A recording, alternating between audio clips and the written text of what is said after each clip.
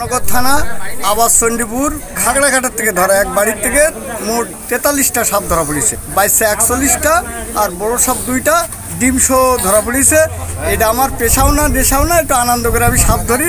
আজকে 40 বছর ধরে ধরছি মানুষের উপকার করার জন্য।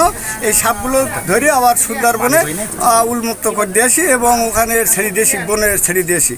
আমার একটা ফার্মেসির দোকান আছে, ওষুধের দোকান আছে শ্যামনগর থানায়। আমি এই কাজে নিয়োজিত, আমি ওষুধের দোকান আছে আমার। এটা আমি আনন্দ করি, আমি ছোটোবেলার থেকে মানুষের উপকার করি। আবার 3-4 দিনের পরে এই সাপগুলো আবার বনে ছেড়ে দেওয়া হবে। আমাদের বাজারে এক ওষুধ বিক্রেতাই উনি ওই সাপ নিয়ে আইছেন, শ্যামনগর থেকে ধরেছেন।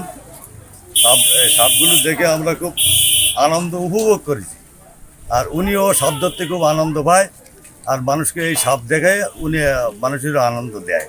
এই সাপগুলো ধরার পরে উনি সপ্তাহখানি রেখে ওদের মাছ টাছ খেতে দিয়ে 1 সপ্তাহ পরে উনি আবার সুন্দরবনের সাপগুলো উন্মুক্ত করে দিয়ে আসে। এগুলো মানুষ দেখে খুব আনন্দ পায়, বা মানুষের এই সাপ ধরে মানুষের উপকার করা।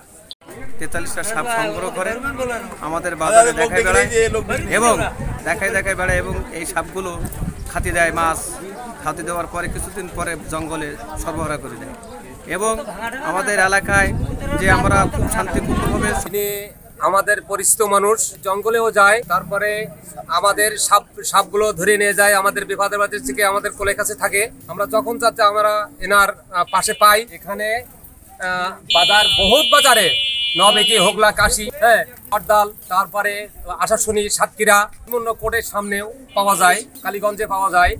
তিনি এই সাপগুলো সংগ্রহ করে তিনি বাজারে বাজারে এই আসে। এই সাপ ধরে আমাদের দেখায় বা আমরা দেখি খুব আনন্দিত পাই। এগুলো ধরি আবার উনি জঙ্গলে নিয়ে উন্মুক্ত করে দিয়ে আসে। এলাকায় আসে বিভিন্ন প্রজাতির সাপ দেখায়, নিচের পদে 20-30 পদের উপজাতির সাপ আমাদের দেখায় বিভিন্ন কায়দায়। আমাদের খুব সুন্দর পরিবেশে খেলা দেখাই, আবার সুন্দরবনে উন্মুক্ত করে বিভিন্ন মাছ ডিম তার খাতে দেয়।